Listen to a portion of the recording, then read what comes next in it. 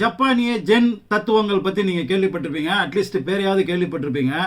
அந்த தத்துவத்திலேருந்து ஒரு 7 தத்துவம் எனக்கு மனதுக்கு ரொம்ப பிடிச்சமான ஒரு 7 ஜென் தந்திரங்கள் அப்படின்னு தான் நான் சொல்லுவேன், தத்துவம்னு சொல்ல மாட்டேன்.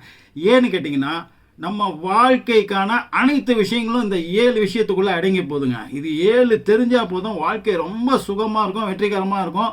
அப்படியே ஒரு பொற்காலமாக சொர்க்கத்தில் வாழ்ந்த மாதிரி நீங்கள் வாழ்ந்துட்டு போகலாம். அப்படிப்பட்ட 7 விஷயம் நீங்கள் வாழ்க்கையில், இது ஜென் தத்துவம்லாம் மறந்துடுங்க. இப்போ நம்ம சொல்கிறத ஒரு ட்ரிக்கு, ஒரு தந்திரமாக நினச்சி நீங்கள் ஃபாலோ பண்ணுங்கள். உங்களை எத்தனை பேர் இதில் எத்தனை விஷயத்தை ஆல்ரெடி ஃபாலோ பண்ணுறீங்க, இல்லை உங்களுக்கு தெரிஞ்ச வெற்றியாளர்கள் எத்தனை பேர் இதை ஃபாலோ பண்ணுறவங்களா இருக்காங்க, இல்லை இனிமேல் நீங்கள் இதில் எத்தனையை உங்களால் பண்ண முடியும்னு நினைக்கிறீங்க, பண்ண போகிறீங்க, அத்தனையும் வந்து கமெண்ட்ஸில் சொல்லுங்கள். நமக்குள்ள ஒரு டிஸ்கஷன், மற்றவங்களுக்கும் இது புரியட்டும். அப்படி என்ன இதில் ஒரு ஸ்பெஷாலிட்டி, பிரபஞ்ச ரகசியம், லா ஆஃப் அட்ராக்ஷன், ஈர்ப்பு விதி, என்னென்னவோ நம்ம பேசணும் இல்லையா. அந்த காலத்தில் நம்ம தமிழர்களும் சரி, இந்தியர்களும் சரி, கலாச்சாரத்தில் நிறைய விஷயங்கள் சொல்லப்பட்டிருக்கிறது. உலக நாடுகளில் இந்த மாதிரி ஜென் தத்துவம் போன்ற பிற விஷயங்களில் அது ஊடுருவி அவர்களுடைய இதுவும் வேறு விதமாக அது அவங்ககிட்ட வெளிப்பட்டிருக்கு. இதனோட ஒட்டுமொத்த ஜூஸையும் எடுத்து பார்த்தோன்னா அது லா ஆஃப் அட்ராக்ஷனோடையும் ஒத்து போகிற மாதிரி இருக்குது.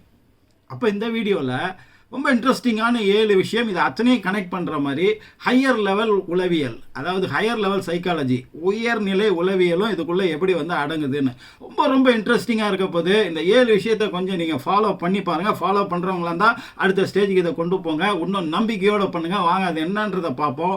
ஃபஸ்ட்டு வந்து கைசன் அப்படின்னு சொல்கிறாங்க. இப்போ இந்த 7 தந்திரங்களுமே எதெல்லாம் கவர் பண்ணுதுன்னா, நம்ம நோய் இல்லாமல் நீண்ட நாள் வாழ்கிறது, நோயே இல்லாமல் ஆனால் நீண்ட ஆயுளோட வாழ்கிறது எப்படி, சந்தோஷத்தோட ப்ரெஷர் இல்லாமல் வாழ்கிறது எப்படி, நம்ம பிறவியின் நோக்கம் என்ன, நம்ம எதுக்காக பிறந்தோம், அதை தேடி போகிறோமா, கரெக்டான வாழ்க்கை தான் வாழ்கிறோமா, நம்ம வாழ்கிறது இதுக்காக படைக்கப்பட்டது, அதுக்காகவே வாழ்ந்து மடிகிறோமா, அப்போ எந்த விஷயத்துக்காக நம்ம படைக்கப்பட்டோம், எப்படி இயற்கையோடு இணைந்து வாழ்வது, எப்படி லா ஆஃப் அட்ராக்ஷன்லேருந்து இந்த யூனிவர்ஸோட நம்மை நாம் இணைத்து கொள்வது அப்படின்னு ஆரம்பித்து ஏகப்பட்ட விஷயங்களை இந்த 7 தந்திரம் வந்து கவர் பண்ணிடுதுன்றனால தான் இதை பற்றி நம்ம இந்த வீடியோவில் பேசுகிறோம். கண்டிப்பாக முழுக்க இந்த வீடியோவை பாருங்கள். நம்பர் 1 வந்து கைசன் அப்படின்னு சொல்கிறாங்க.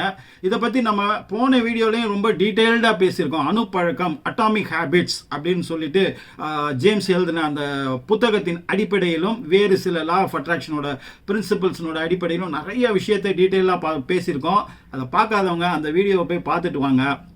அங்கே சொல்லப்பட்டிருக்க விஷயம்தான் இந்த கெய்சனில் முழுமையாக சொல்லப்பட்டிருக்கு. எப்படி லிங்க் ஆகுது பாருங்கள்.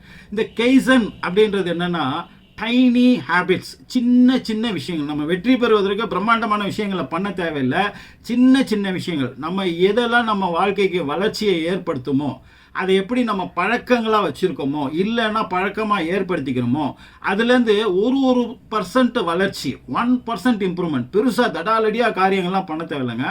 டெய்லி 1% இம்ப்ரூவ்மெண்ட் காமிச்சிட்டே இருந்தால் ஒரு குறிப்பிட்ட நாளுக்கு அப்புறம் நம்ம எவ்வளோ தூரம் வளரணும்னு நினச்சிருக்கோமோ அதை விட 37 மடங்கு நம்ம வளருவோம் அப்படின்னு கணித முறைப்படி அதை வந்து ஆய்வு செஞ்சு உளவியலாளர்களும் விஞ்ஞானிகளும் வந்து அதை ப்ரூவ் பண்ணியிருக்காங்க. அது எப்படின்றது தான் அந்த வீடியோவில் போட்டிருக்கோம். அதில் சொல்லப்படாத ஒரு விஷயத்தை மட்டும் இந்த வீடியோவில் சொல்லுவோம். பிரபஞ்ச ரகசியம், universal laws, law of attraction இங்கே எங்கேருந்து வருது, அதாவது பிரபஞ்சம் என்ன பண்ணுதோ அதனுடைய மினியேச்சர் அதை பார்த்து காப்பி அடித்து நம்ம எதெல்லாம் பண்ணுறோமோ அதெல்லாம் நமக்கு பிரம்மாண்டமான வெற்றிகளை கொடுக்கும். இதை நிறைய வீடியோவில் நம்ம சொல்லிக்கிட்டே வருவோம்.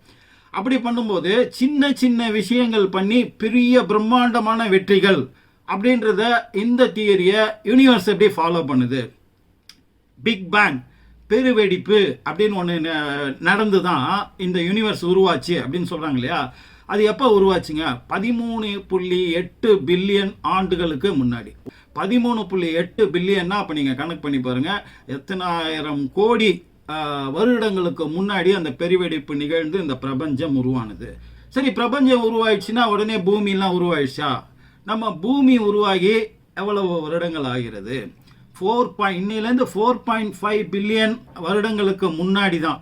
திரும்ப 1 பில்லியன்னா 1000 கோடி வருடம். 4.5 பில்லியன், 13.8 பில்லியன் ஆண்டுகளுக்கு முன்னாடி நடந்த பெருவெடிப்பு ஏறக்குறைய 9 பில்லியன் ஆண்டுகளுக்கு பிறகு தான் பூமின்னு ஒன்றே உருவாகுது. அப்போது அந்த 9 பில்லியன் ஆண்டுகளும் இந்த பூமி உருவாவதற்கு சிறுக சிறுக சிறுக சிறுக இந்த யூனிவர்ஸ் வந்து டைம் எடுத்துக்கிட்டு பார்த்து பார்த்து பார்த்து பார்த்து இந்த பூமியை உருவாக்கி இருக்கிறது. சரி, பூமி உருவாயிடுச்சு, அதுக்குள்ளே உடனே உயிரினங்கள், அதுக்குள்ளே உடனே மனிதன் இல்லை பிற உயிரினங்கள் உடனே உருவாயிடுச்சா? அப்படின்னு கேட்டிங்கன்னா இல்லைங்க.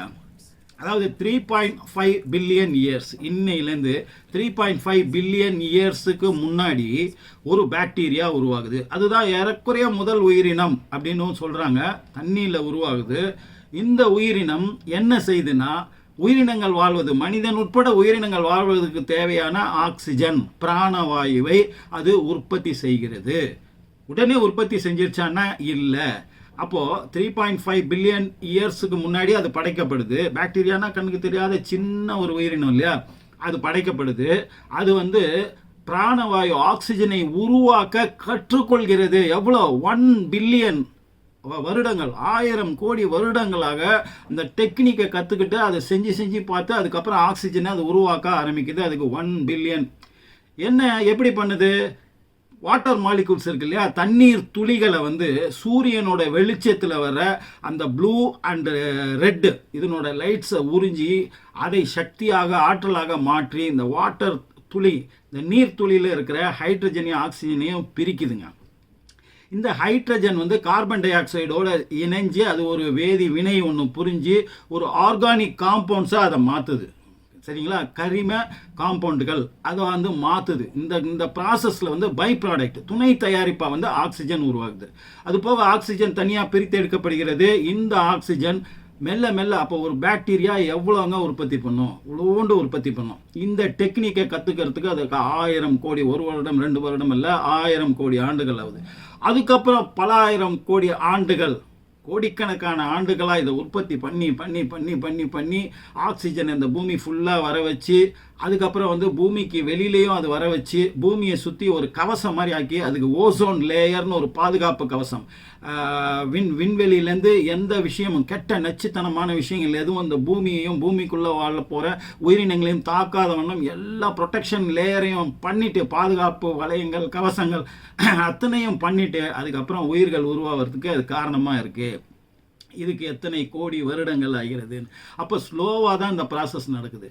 அதுக்கப்புறம் பூமி 5 முறை செத்து பிழைத்திருக்கிறது. செத்து பிழைத்திருக்கிறதுனா என்ன அர்த்தம்? 5 முறை இந்த பூமியில் உருவான உயிரினங்கள் 90% ஒரு முறையும் அழிந்து வேறு உயிரினம் உருவாகியிருக்கு, திரும்ப அழிந்து வேறு உயிரினம் உருவாகியிருக்கு. இதெல்லாம் பல 1000 கோடி ஆண்டுகளாக இது நடந்திருக்கு. அப்போ டைனோசர் காலம் நமக்கு முன்னாடி இருந்த மிருகங்களின் காலம், அது போய் தான் இப்போ மனித இனம் நம்ம இங்கே வந்திருக்கோம். அப்போது இந்த ஒரு உருவாக்கம், இந்த ஒரு பூமி இன்னைக்கு இருக்கிற நிலைமைக்கு தன்னைத்தானே 5 முறை அழித்து கொண்டு புதுப்பித்து கொண்டே பல்வேறு காரணங்களுக்காக இது நடந்து கொண்டே இருக்கிறது. இந்த ப்ராசஸ் இன்னும் எவ்வளோ காலத்துக்கு என்னென்னலாம் நடக்குமோ அது நம்ம காலத்தில் நமக்கு தெரிய போவதில்லை.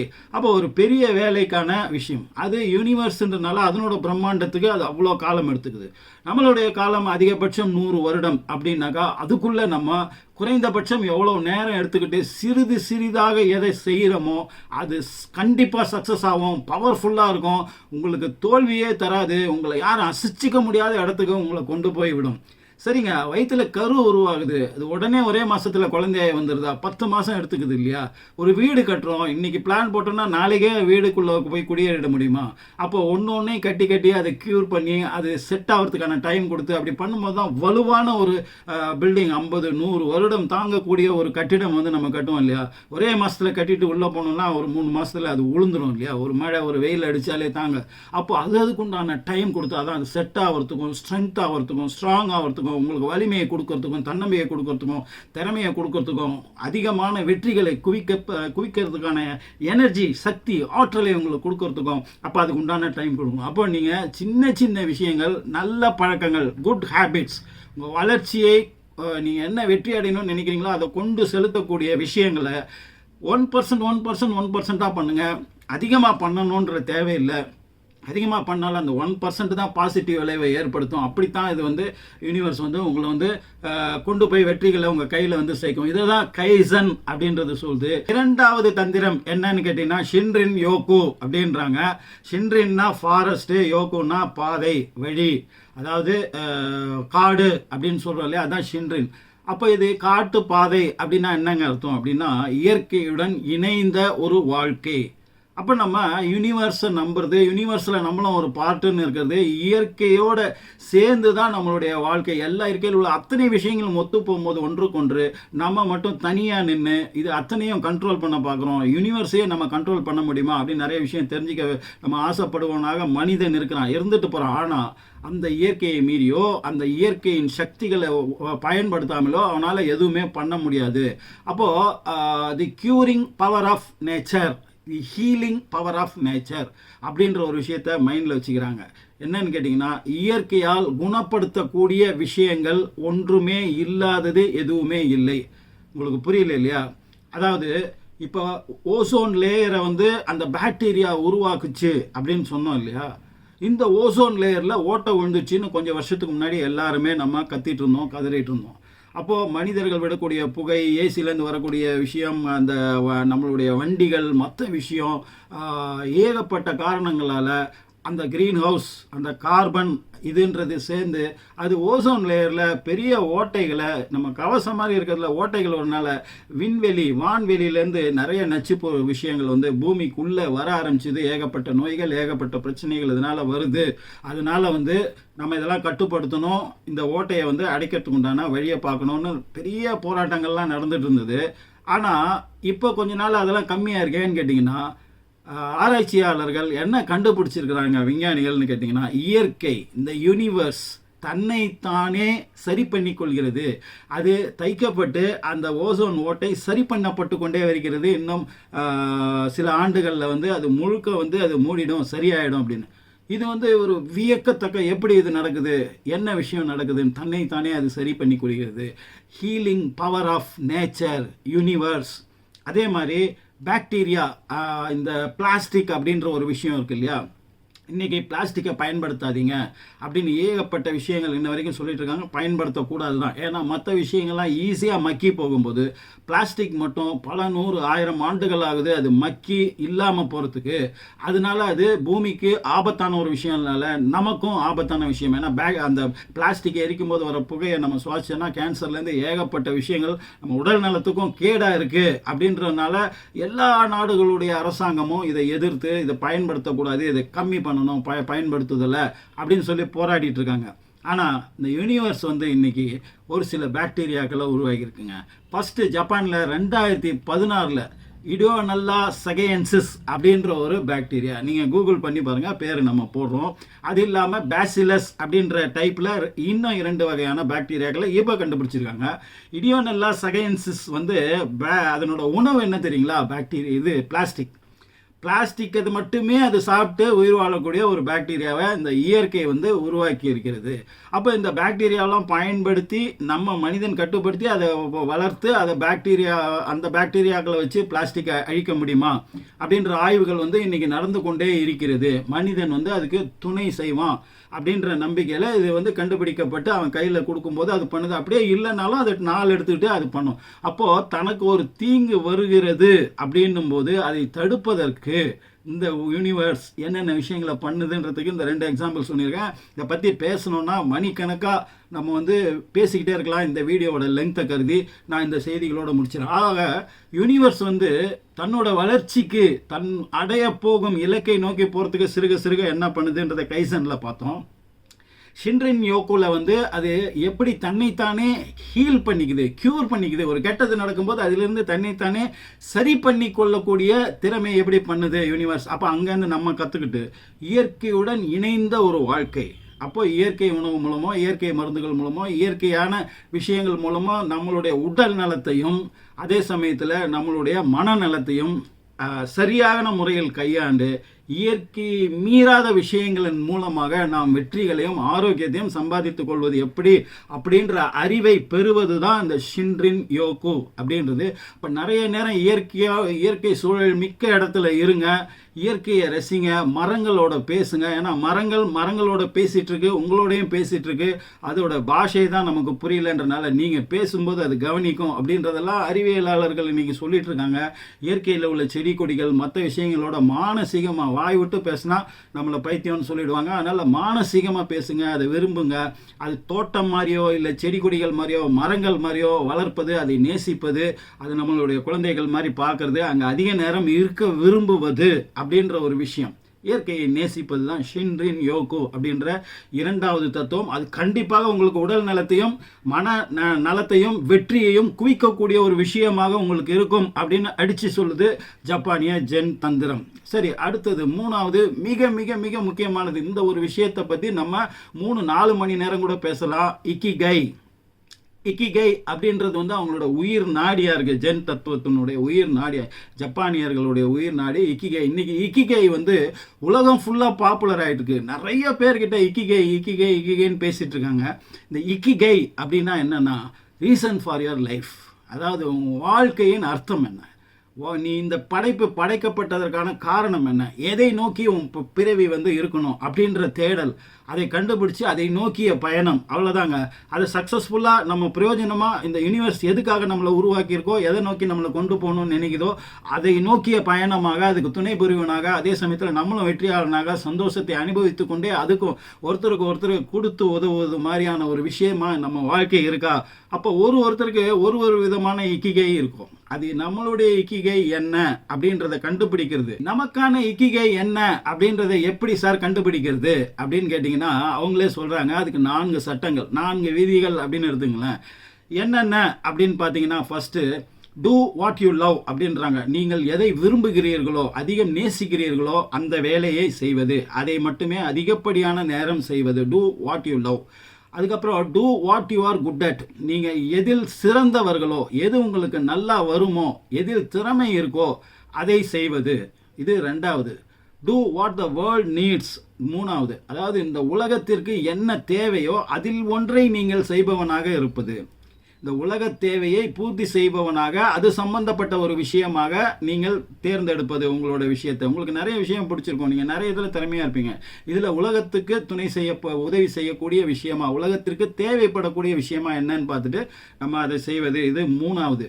4வது, நீங்கள் எதனால் அதிக சன்மானம் பெறப்படுவீர்களோ அதை செய்வது. அது வந்து உங்களுக்கு சம்பளமாக இருக்கலாம், லாபமாக இருக்கலாம், ப்ராஃபிட்டு, இல்லை வேறு விதம், புகழ், பெருமை, அந்த மாதிரி எதை உங்களுக்கு அதிகம் சம்பாதித்து கொடுக்கக்கூடிய விஷயமா இருக்கோ அதை செய்வது. சரி, இப்போ இந்த 4 விஷயம் அப்போ என்னன்றதை நோட் பண்ணிட்டீங்களா? இதில் வந்து இதை ஃபில்டர் பண்ணி இன்னொரு 4ஆக வந்து இதை மாற்றணும்.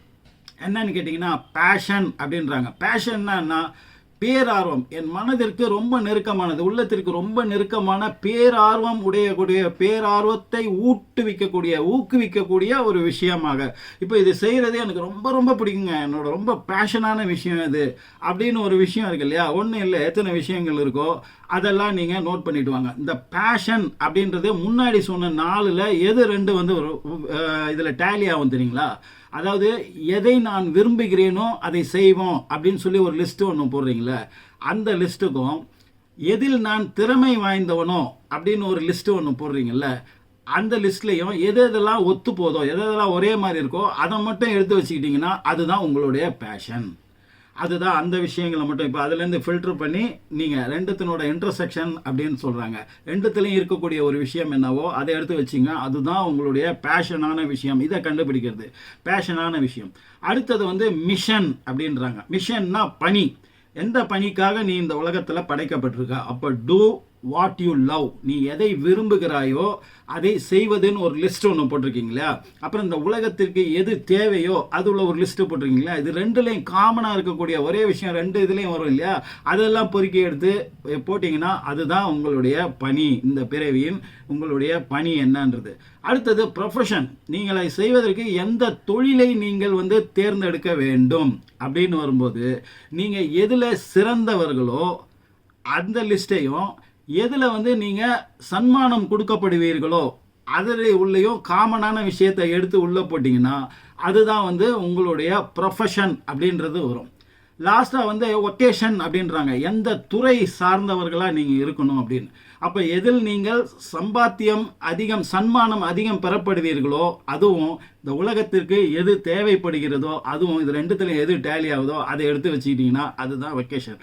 இப்போ 4 அதுலேருந்து ஃபில்டர் பண்ணி இன்னொரு 4 உருவாக்கிட்டோமா, இந்த 4ஐயும் எழுதி பார்த்தீங்கன்னா அதில் எந்த ஒரு விஷயம் எல்லாத்துலேயும் வருதோ, எந்த ஒரு விஷயம் இந்த 4லேயும் வருதோ, மிஷன், பேஷன், ப்ரொஃபஷன், வெக்கேஷன், இது 4த்துலேயும் வரக்கூடிய ஒரு விஷயத்தை எடுத்து வச்சிங்கன்னா அதுதான் உங்களுடைய இக்கிகை, அதுதான் உங்களுடைய பிறவியின் நோக்கம், அதுதான் காரணம்.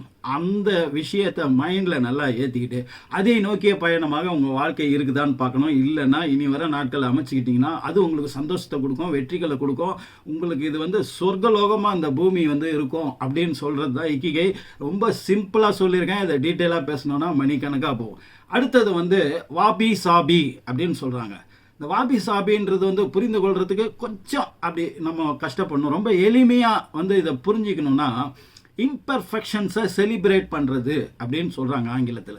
இம்பர்ஃபெக்ஷன்ஸ்னா குறைபாடுகளை கொண்டாடுவது. எப்படிங்க அது குறைபாடுகளை கொண்டாடுவோம்? இப்போ உதாரணத்துக்கு சொல்கிறோன்னா, பெரிய செலிபிரிட்டிஸ், நமக்கு பிடிச்ச மிகப்பெரிய ஆட்கள் எல்லாருமே அழகானவர்கள் கிடையாது. ஆனால் அவங்கள பார்த்தோன்னே நமக்கு ஒரு சந்தோஷம் வருது, ஒரு இது வருது, கை தட்டுறோம், அப்படியே பூரிப்பாகுது. எதனாலன்னே தெரியாது நமக்கு. அவங்க அழகில் சிறந்தவர்களா இல்லை வேறு விஷயத்தில் இதாக இருக்காங்களா எதுவுமே தெரியாது. இப்போ மிகப்பெரிய சயின்டிஸ்ட், மிகப்பெரிய விஞ்ஞான இதில் இருக்கிறாங்க, பிஹெச்டி பண்ணுறாங்க, அவங்களுக்குலாம் மிகப்பெரிய சயின்டிஸ்ட்டை பார்த்தா ஒரு பூரிப்பாக இருக்கும். எப்பேற்பட்ட ஆள், எவ்வளோ பெரிய சாதனை பண்ணியிருக்கான் அப்படின்னு.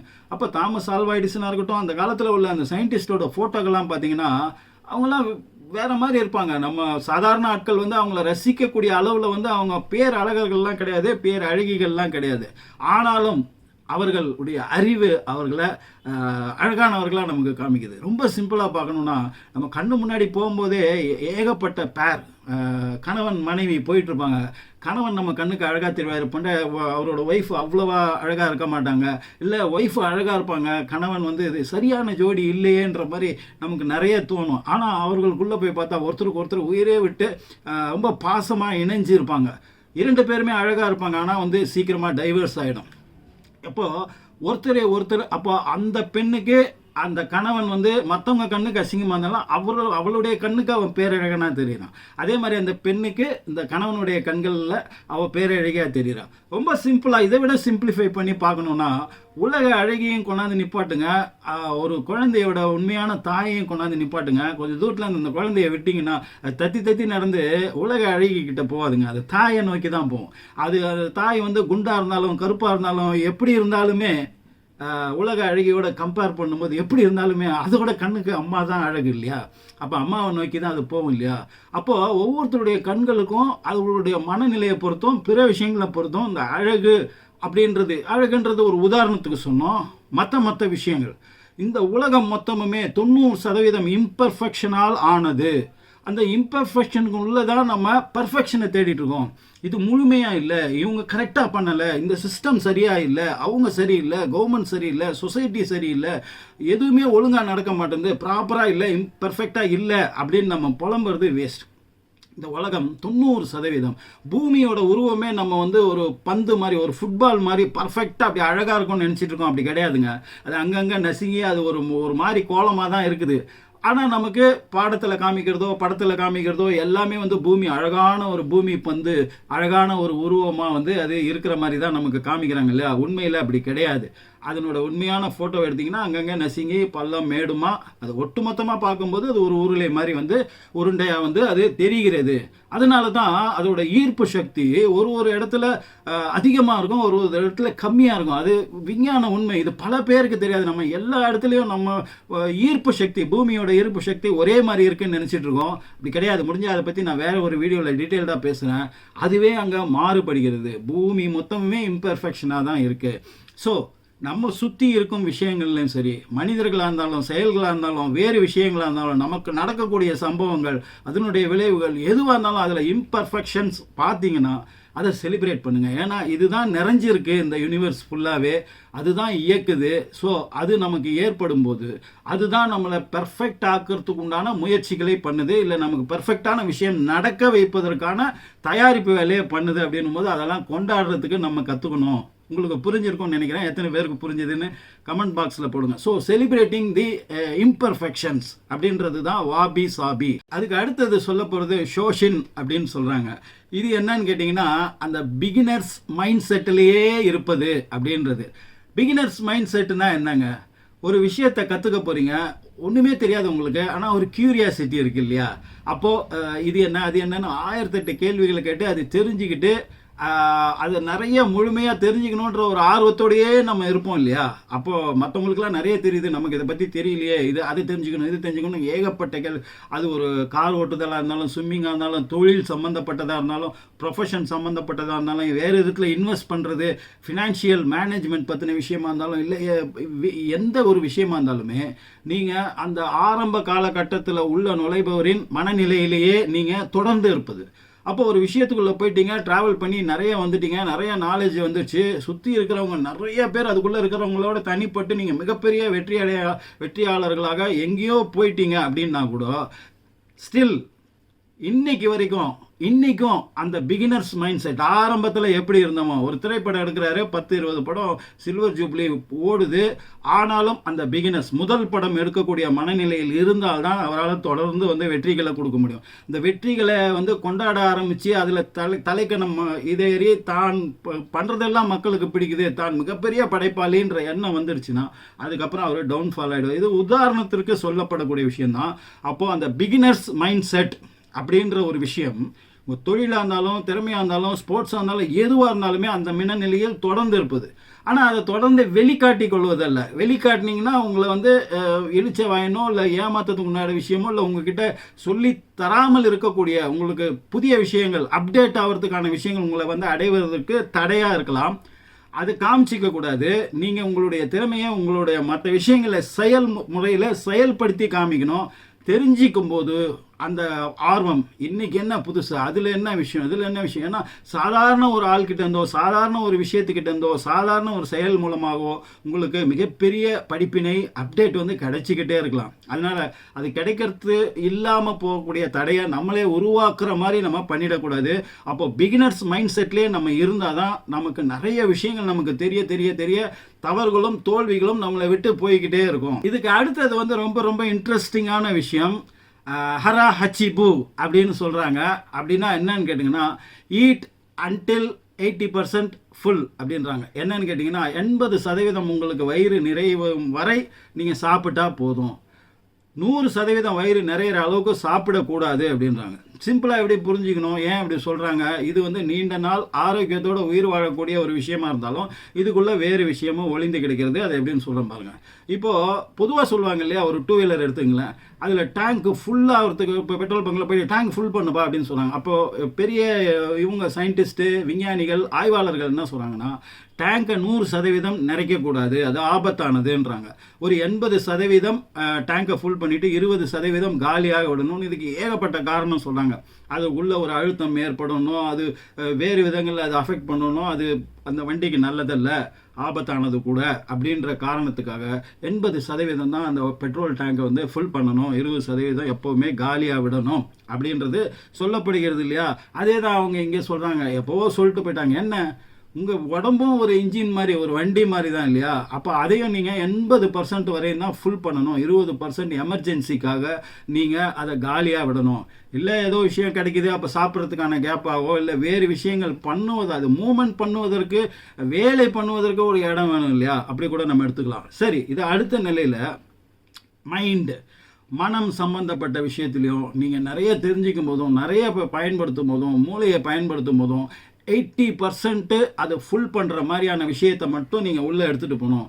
எப்போவுமே ஒரு 20% உள்ளத்தின் அளவுலையோ, மனசளவுலையோ, மூளையின் அளவிலையோ 20% காலியாக நீங்கள் வச்சுருந்தீங்கன்னா வெற்றிக்கு தேவையான நிறைய விஷயங்கள் உங்களை அடையும் போது அதை கிரகித்து கொள்வதற்கு மூளை அளவிலையும் மனதளவிலையும், அது சப்கான்ஷியஸ் மைண்ட் அளவிலையும், ஆள் மனநிலை அளவுலையும் அந்த விஷயத்தை உள்ளே இழுத்துக்கணும்னா காலியாக இருந்தால் தான். ஒரு பாத்திரம் ஃபுல்லாக இருக்குன்னா அதில் எப்படி பொருளை போட்டுகிட்டே இருக்க முடியும், இல்லை தண்ணியை ஊற்றிக்கிட்டே இருக்க முடியும்?